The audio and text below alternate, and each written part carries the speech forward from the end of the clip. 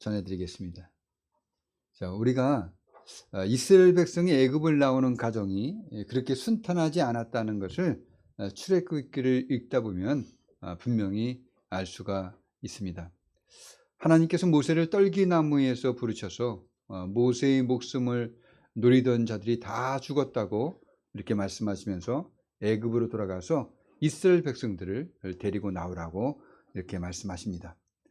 모세가 하나님의 명령을 받들어 하나님의 지팡이를 손에 쥐고 그리고 그의 아내와 아들들을 나귀에 태우고 애굽으로 돌아가는데 하나님께서 이렇게 모세에게 말씀하십니다. 출애굽기 4장 21절에서 23절 말씀입니다. 여호와께서 모세에게 이르시되 내가 애굽으로 돌아가거든 내가 내 손에 준 이적을 바로 앞에서 다 행하라. 그러나 내가 그의 마음을 완악하게 한즉 그가 백성을 보내주지 아니하리니 너는 바로에게 이르기를 여호와의 말씀에 이스라엘은 내 아들 내 장자라. 내가 내게 이르기를 내 아들을 보내주어 나를 섬기게 하라 하여도 내가 보내주기를 거절하니 내가 내 아들 내 장자를 죽이리라 하셨다라 하시니라. 자, 모세가 바로에게 가서 이스라엘 백성들을 애굽에서 나가게 해달라고 이렇게 요청하면은 하나님께서 바로의 마음을 완악하게 하셔서 바로가 이스라엘 백성을 보내주지 않게 하신다는 것입니다. 어떻게 보면 말이 안 되죠. 이렇게 바로가 이제 거절하게 되면 하나님께서 무슨 일을 행하시냐면 바로의 아들 곧 장자, 그러니까 바로의 장자를 죽일 것이다, 이렇게 말하라고 말씀하셔요. 그래서 모세는 바로를 만나서 하나님의 말씀을 전하며 이스라엘이 하나님께 제사를 드리려고 하니까 가도록 허락해달라고 이렇게 요청을 합니다. 그런데 애굽 왕 바로는 이 요청을 받고서는 오히려 이스라엘에게 더 가혹한 노역을 하게 만듭니다. 하나님 말씀대로 했다가 이스라엘 백성들이 더 가혹한 학대를 당하게 되니까 모세는 하나님께 기도해요. 하나님 말씀대로 내가 바로에게 가서 전했더니 바로가 이스라엘 백성들은 보내주지 않고 오히려 더 학대합니다. 그러니 어떻게 합니까? 그러니까 하나님께서 이때부터 애굽에 10가지 이제 재앙을 내리게 됩니다. 그래서 마지막 재앙은 뭡니까? 애굽 땅에서 처음 난 것, 곧 왕위에 있는 바로의 장자로부터 옥에 갇힌 사람의 장자까지, 그리고 가축에 처음 난 것, 그 모든 것들을 다 치십니다. 그러니까 애굽 전역에서 모든 장자들이 사람이든 짐승이든 간에 죽임을 당하게 되는 거예요. 죽임을 당하지 않은 집이 하나도 없습니다. 다 그렇게 됐습니다. 결국 바로는 반역이 일어날까 봐 두려워서 이스라엘 백성들을 애굽에서 나가게 해줍니다. 그리고 이제 출애굽기 14장 4절 이하에서 이런 말씀이 나옵니다. 우리 한번 출애굽기 14장 4절에서 우리 9절까지 한번 읽어보겠습니다.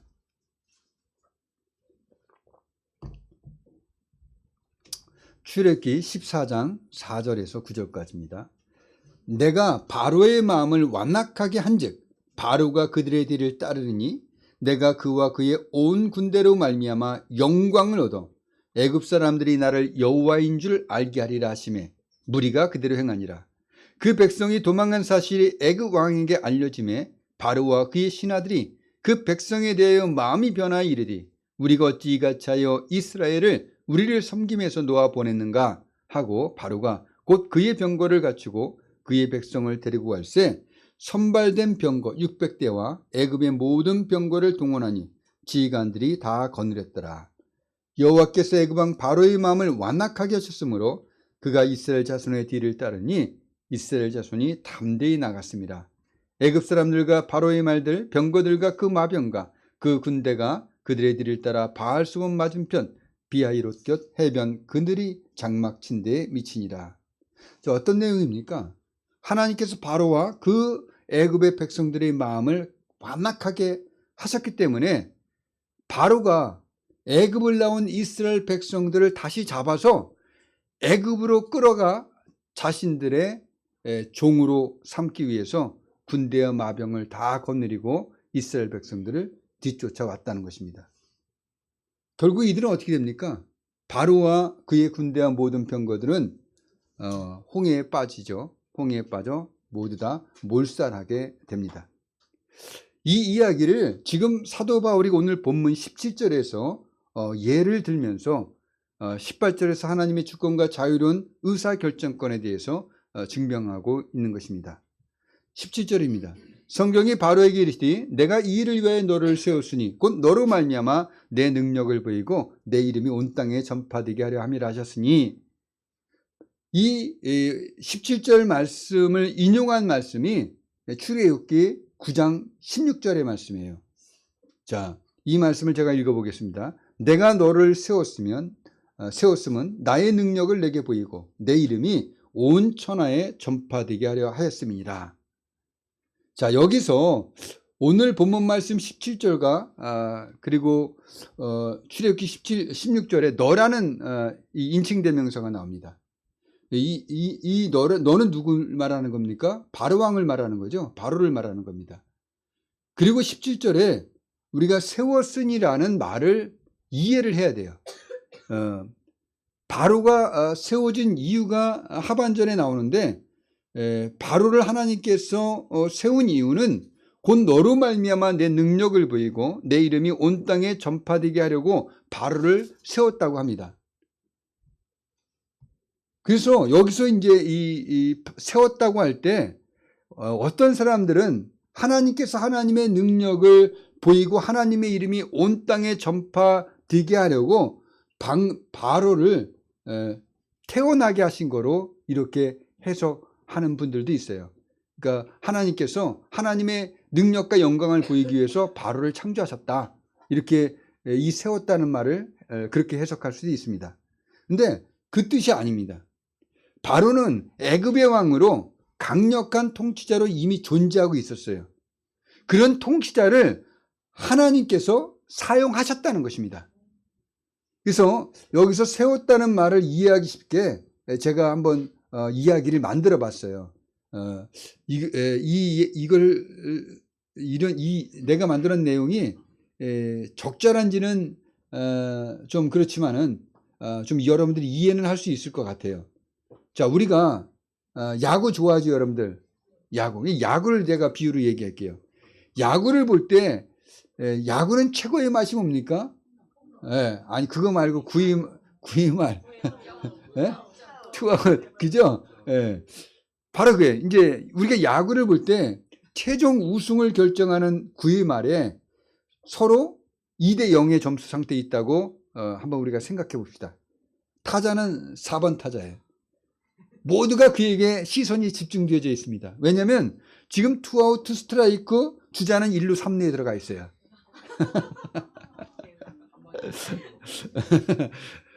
이 4번 타자가 홈런만 치면 역전이 되는 겁니다. 이제 그대로 경기 끝나는 거예요. 그러니까 이미 점수로 이기고 있는 쪽에서는 이미 승리를 했다는 기대와 만족을 드러내면서 타자를 향한 야유와 함께 그 투수를 향한 응원을 번갈아가며 함성을 외칩니다. 지고 있는 진영에서는 어떻습니까? 끝까지 포기하지 않고 마지막 한 방이면 되니까 마음을 앞에서 타자를 응원하며 힘을 보탭니다. 양 진영에서는 서로 전혀 다른 목적을 가지고 잔뜩 기대에 찬 마음과 눈빛을 보내며 응원하고 있는 거예요. 투수는 긴장했지만은 이 투수는 굉장히 실력이 좋은 유명한 투수예요.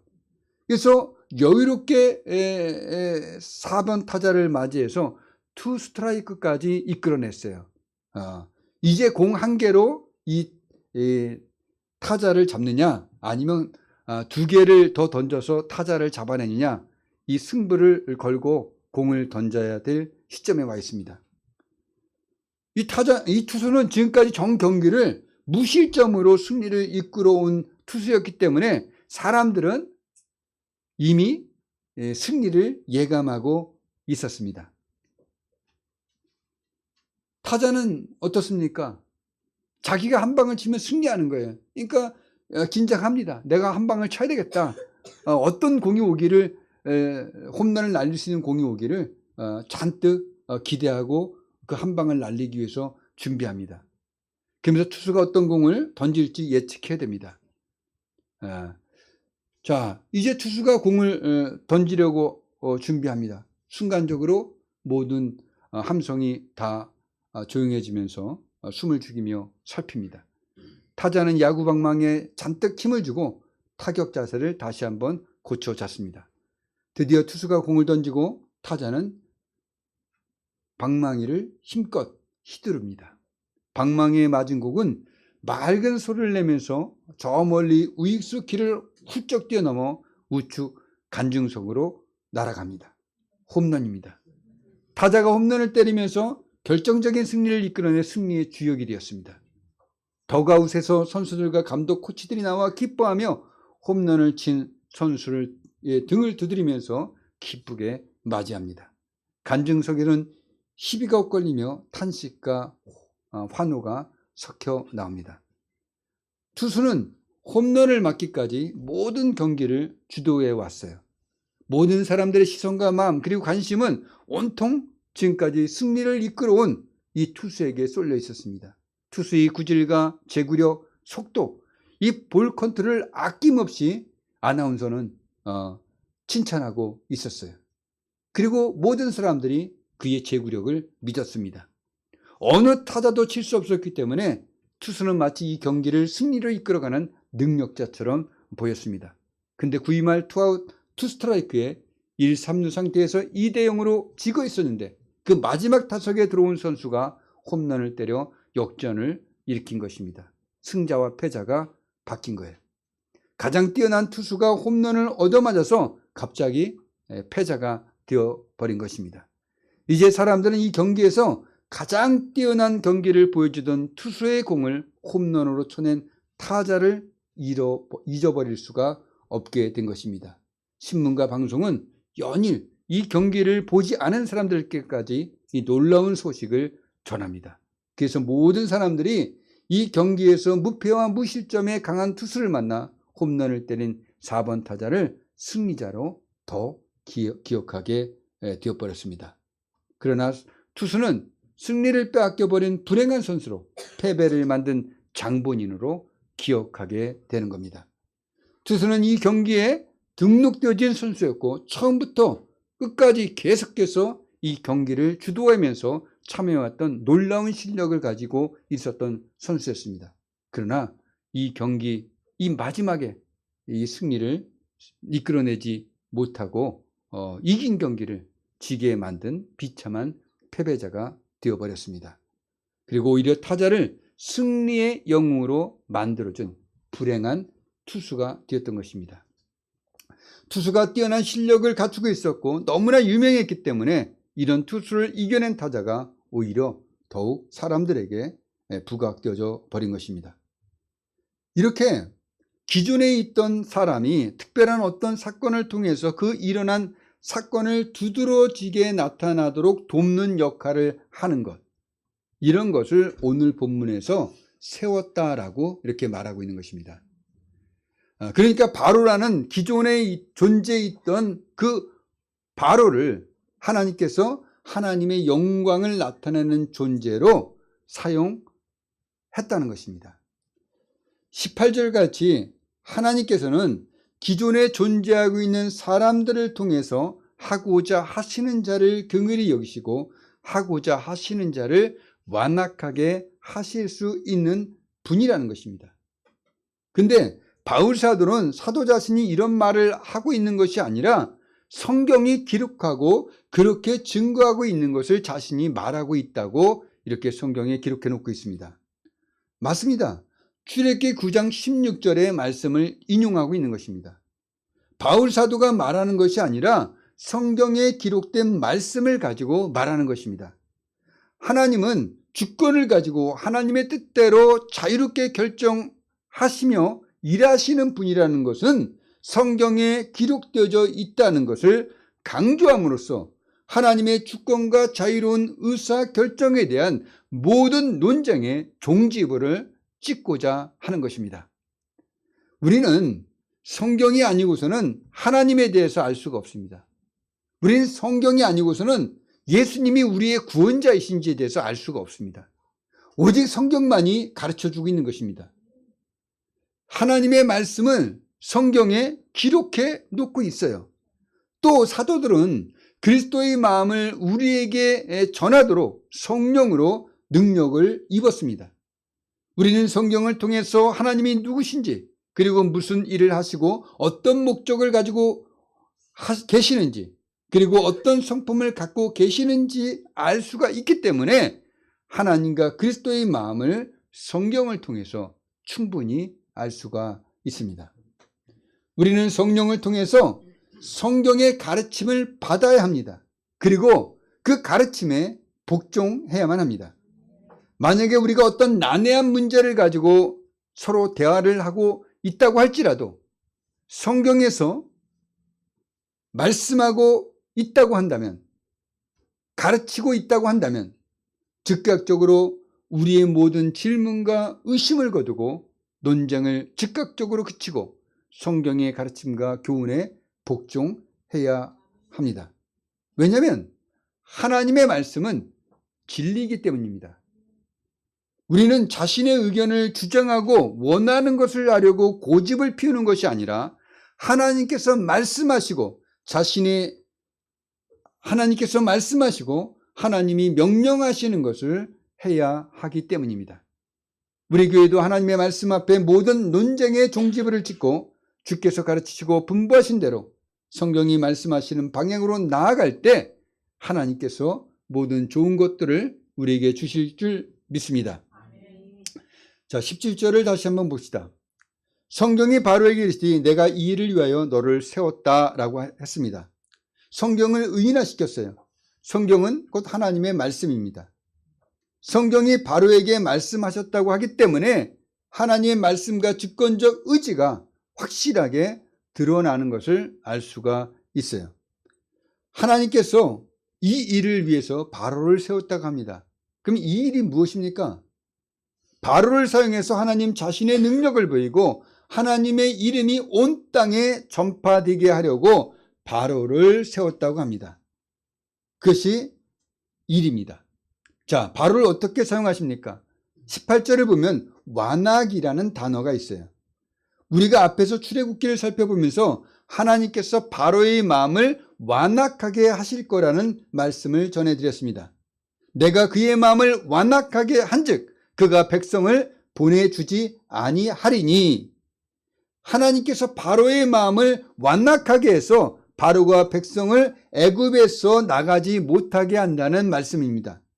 그렇다면 하나님께서 바로를 완악하게 했으니까 바로에게는 잘못이 없고 하나님께 잘못이 있다는 말씀입니까? 하나님께서 악을 지으시고 악을 사람의 심령 속에 넣어 놓아서 사람으로 하여금 악을 행하도록 하신다는 말씀입니까?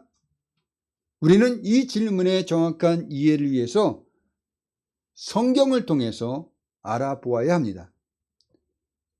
왜냐하면 하나님에 대해서, 그리고 하나님의 성품과 마음에 대해서는 성경을 통해서만이 알 수가 있기 때문입니다. 바울 사도도 성경을 통해서 말씀하고 있다는 것을 우리는 기억하셔야만 합니다. 그러니 성경을 살펴봅시다. 야고보서 1장 13절에서 15절은 이렇게 말하고 있습니다. 사람이 시험 받을 때 내가 하나님께 시험을 받는다 하지 말지니 하나님은 악에게 시험을 받지도 아니하시고 친히 아무도 시험하지 아니하시느니라. 오직 각 사람이 시험을 받는 것은 자기 욕심에 끌려 미혹됨이니 욕심이 잉태한 즉 죄를 낳고 죄가 장성한 즉 사망을 낳느니라. 내 사랑하는 형제들아, 속지 말라. 온갖 좋은 은사와 온전한 선물이 다 위로부터 빛들의 아버지께로 내려오나니 그는 변함도 없으시고 휘전하는 그림자도 없으시니라.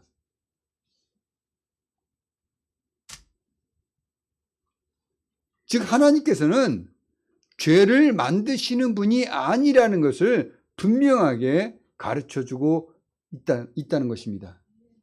또 사람의 마음속에 악한 심성을 창조하시는 분도 아니라는 거예요. 하나님은 거룩하시며 악에게 시험을 받지도 않으시고 친히 아무도 시험하지 않습니다. 그러니 하나님은 죄를 범하실 수 없는 분이에요. 자, 그렇다면 왜 바울 사도는 하고자 하시는 자를 완악하게 하시느니라? 왜 하나님은 바로를 완악하게 할 것이니까 바로가 이스라엘 백성들을 보내주지 않을 것이다, 이렇게 말씀하시냐는 거예요. 이 말씀은 하나님께서 바로의 심성에 악을 집어넣어서 바로가 악하게 행동하도록 했다는 말이 아닙니다. 바로는 그리스도 예수를 믿고 의인이 된 자가 아니에요. 하나님의 성령으로 거듭난 하나님의 자녀가 아니라는 것입니다. 그는 죄인 그대로의 모습을 갖고 있는 불신자입니다. 하나님께서 죄인 되게 하신 것이 아니라 원래부터 죄인이에요. 원래 완악했다는 것입니다. 하나님께서는 그의 죄, 그의 완악함을 사용하신 것뿐이에요. 하나님께서는 죄인인 바로의 완악함을 더욱 완악하게 사용하신 것뿐이에요. 즉 하나님께서는 하나님의 능력과 영광을 보여주시기 위해서 바로의 죄된 성품을 내버려 두신 것입니다. 우리가 이것을 한번 이해하기 위해서 캄보디아 아시죠? 범죄단지, 태자단지에서 일어나는 그 온라인 사기 사건, 인신매매, 고문, 살해, 이 우리가 뉴스를 들었잖아요, 그죠? 자, 우리가 이것을 한번 생각해 보세요. 어떤 악인의 악한 행위와 사람들의 죄성이 제어되지 않고 그대로 내버려 두게 될 때 사람 안에 있는 죄성이 어떻게 해요? 이런 만행과 악행을 더욱 심화시킨다는 것입니다. 그래서 죄로 말미암아 심각한 일들이 일어나게 되는 거예요. 이 세상이 죄에 빠져 있기는 하지만은 하나님께서는 그 죄가 작동하는 데 어떤 제한과 한계를 두시고 죄를 제어하고 계시고 있어요. 그러니까 하나님께 통제하고 계시는 거예요. 그렇잖아요. 하나님이 이 세상을 다스리고 계시잖아요. 그죠? 하나님이 통제하고 제어하시는 것입니다. 근데 사람들이 제멋대로 하도록 그대로 내버려 둔다면 사람 안에 있는 그 죄성이 이 세상을 더욱 악하게 만들어 가고 악인들이 득세하게 된다는 것을 우리는 이 캄보디아 범죄단지에서 일어난 만행을 통해서 간접적으로 알 수가 있다는 것입니다. 그러니까 사람이 자신의 죄악을 통제받지 않는다면, 제어당하지 않는다면 스스로 그 죄악을 통제하거나 제어할 수 없다는 것입니다. 그것이 더욱 심각해지는 거예요. 심해진다는 거예요. 그래서 극도로 악한 일을 하는 사람들 보면은 다 이런 상태에 빠져 있는 것입니다. 마찬가지예요. 하나님께서 죄인인 바로, 완악한 바로를 그냥 그 죄성대로, 완악함대로 내버려 두었다는 겁니다. 하나님께서 바로의 불신앙을 더 깊어지도록 내버려 두었다는 거예요. 출애굽기 7장 13절은 그러나 바로의 마음이 완악하여 그들의 말을 듣지 아니하니 여호와의 말씀과 같더라, 이렇게 기록되어져 있어요. 그러니까 바로 자신이 어떻다는 거예요? 그의 마음이 원래 완악하였던 거예요. 그 사람이 착하고 순진하고 의로운 사람이었던 게 아니라 원래 완악한 사람이라는 거예요. 원래 죄인이라는 것입니다. 사람이요, 10번이나 재앙을 당하게 되면 무언가 깨닫는 것도 있어야 돼요. 근데 그 재앙을 10번이나 당하면서 깨닫지도 못하고 하나님의 이름으로 일어나는 이 놀라운 일들에 대해서 복종하지도 못하는 것입니다. 그러니까 이 바로의 마음이 얼마나 완악하고 강팍했는가를 우리는 알 수가 있습니다. 우리도 여러 재앙을 당하면서 자신의 고집을 꺾지 않고 차마 하지 못할 일을 계속하거나 자기의 고집대로 살아가는 사람을 보게 됩니다. 이게 왜 그러냐면 하나님께서 그 사람의 마음의 정욕과 부끄러운 욕심대로 그냥 내버려 두는 것입니다. 그래서 더러움에 버려두는 거예요. 더 더러워지도록, 더 더러워진 상태에 빠지도록 내버려 두는 것 뿐입니다. 로마서 1장 28절의 말씀처럼 또한 그들이 마음에 하나님 두기를 싫어하며 하나님께서 그들을 그 상실한 마음대로 내버려 두사 합당하지 못한 일을 하도록 방임하는 것입니다. 그러니까 유기된 상태에 있는 거예요. 돌보시거나 하나님께서 간섭하시고 제지하시고 통제하셔야 되는데 오히려 버려진 그 상태대로 방임하신 거라는 겁니다. 근데 바로를 완악한 상태로 방임하신 것은 바로로 말미암아 하나님의 능력을 보이고 하나님의 이름이 온 땅에 전파되게 하려고 하셨다는 것입니다. 그러니까 바로가 더 악해지면 악해질수록 하나님의 능력과 영광은 더 나타나는 거예요. 자, 이것을 우리 출애굽기에서 일어난 일을 다시 살펴보면서 생각해 봅시다. 자, 모세와 아론이 바로를 만나서 이스라엘 백성들을 애굽 땅에서 나가게 해달라고 요청합니다.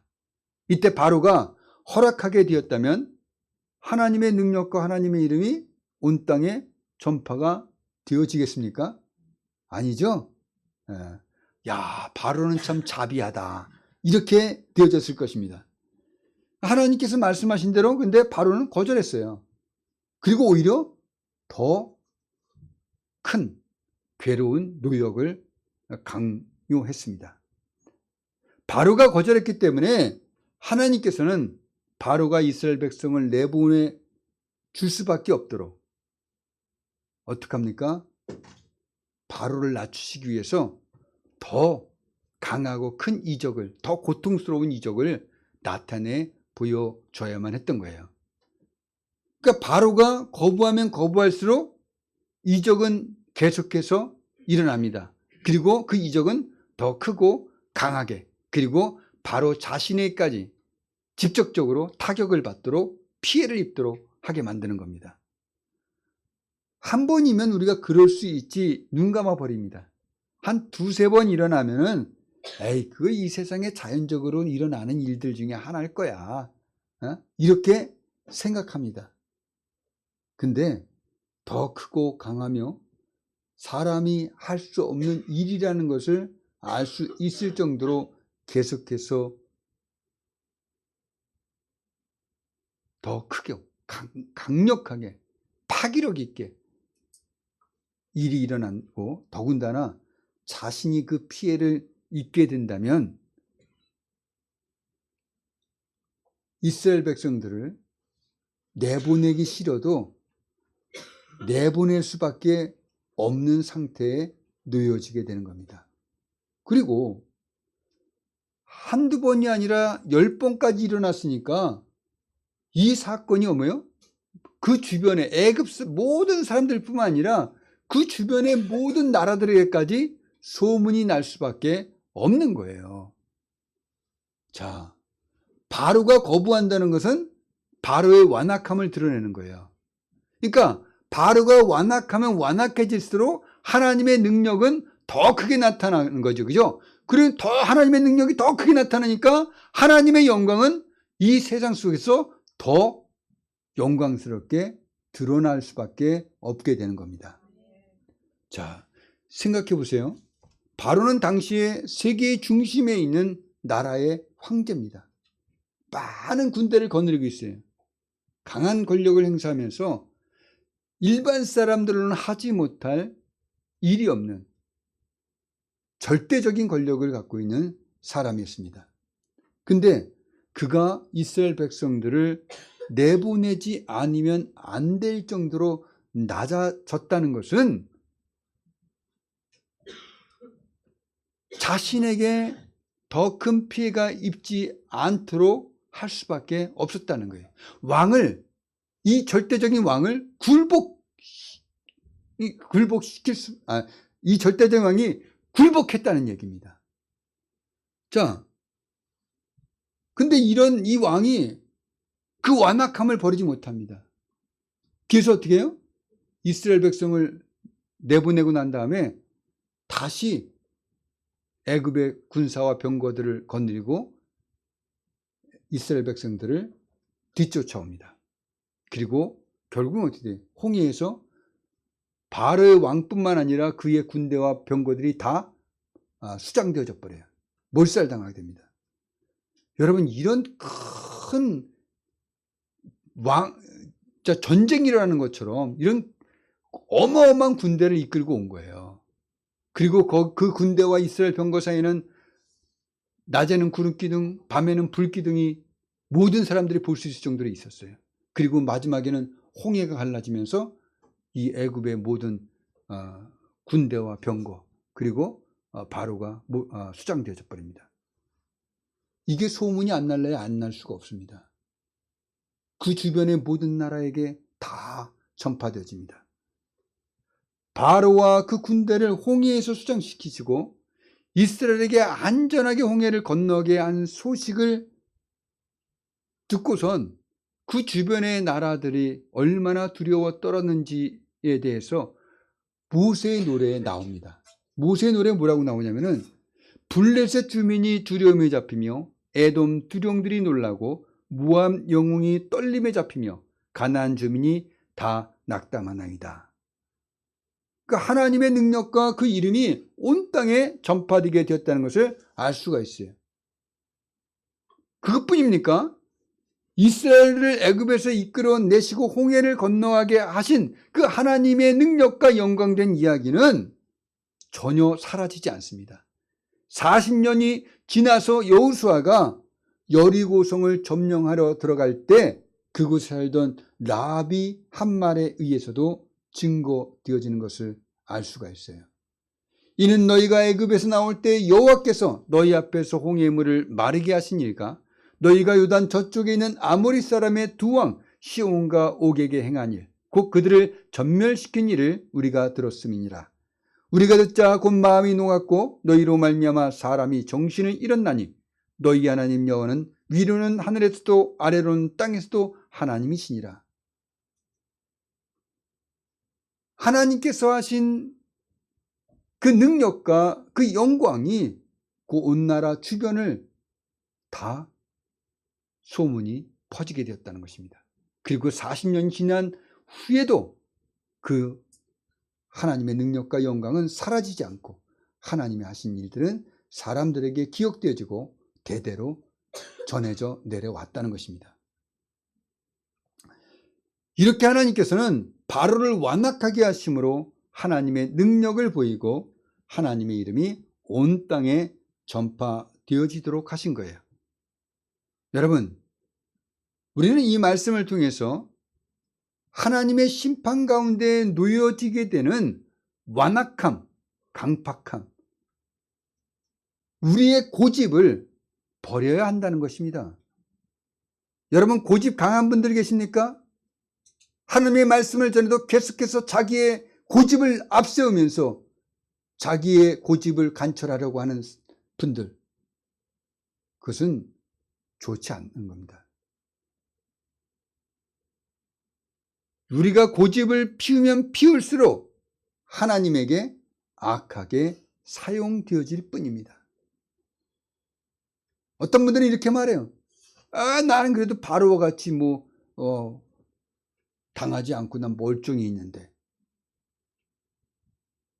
나에게 해서 내가 고집했는데 하나님의 영광이 나타났어? 이렇게 말하는 분들이 있습니다. 그러나 영적으로 깨어있는 사람은 그 사람을 보면서 알고 있어요. 어떤 사람인지 하나님께서 내버려 두는 사람인지를 알고 있어요. 근데 인물이 못되니까 바로와 같으면은 하나님의 영광을 그에게 크게 나타낼 텐데 그 인물 하나 그렇게 했다고 해서 하나님의 능력과 영광이 나타나는 것도 아니잖아요. 주변에서 알고 스스로 자신을 고치면서 더 믿음 생활을 잘해갈 수 있도록 쓰임받고 있다는 것은 그 사람만 모를 뿐이에요. 다른 사람들은 다 알고 나는 저렇게 듣지 말아야지 이렇게 마음을 고쳐먹고 행실을 바르게 잡는 것입니다. 왜? 누가 무엇을 잘못하거든 그 사람과 되지 않으려고 내가 나를 바로잡기 때문인 것입니다. 그러니 여러분, 우리가 고집을 피우지 맙시다. 하나님의 말씀에 순종하세요. 듣고 따르는 분들이 되시기를 예수님의 이름으로 축원합니다. 그리고 우리 앞에 어떤 완악하고 강팍한 자로 인해서 우리가 방해받고 그리고 그 역경이 첩첩산중일지라도 우리가 포기하지 말아야 합니다. 왜? 하나님의 영광을 모두가 알 수 있을 때까지 우리에게 긴장과 수고와 그리고 역경의 강도가 높아집니다. 우리만 높아집니까? 하나님의 일을 맡고 있는 그 강팍한 자에게도 하나님께서 더 강하게 때리고 있다는 것입니다.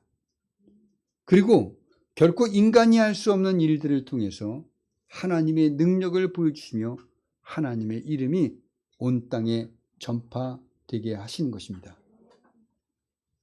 사랑하는 여러분, 하나님의 말씀을 지키며 하나님의 뜻을 따라 살아가며 주의 일을 하는 여러분들에게 어려움이 가중되어지고 방해가 심해질수록 또 역경의 강도가 세워질수록 그 상황에서 하나님께서 하나님의 능력과 영광이 나타나는 일들을 볼 수 있는 영적인 눈이 있기를 바랍니다. 하나님의 마음을 읽을 수 있는 청결한 마음을 소유하기를 바랍니다. 성경을 읽으면서 하나님의 뜻하신 계획과 그 영광에 대한 내용이 바로 자신에게 하고 있다는 것을 들으시기를 바랍니다. 그래서 하나님께서 돕지 않는 것이 아니라 더 강도가 세워지게 하셔서 하나님의 능력과 영광이 나를 통해서 나타난다는 점을 아시고 끝까지 인내하십시오. 그리고 하나님께서 주시는 영광스러운 승리를 차지하시는 선택받은 백성이 되시기를 예수님의 이름으로 축복합니다. 기도하겠습니다. 하나님, 하나님의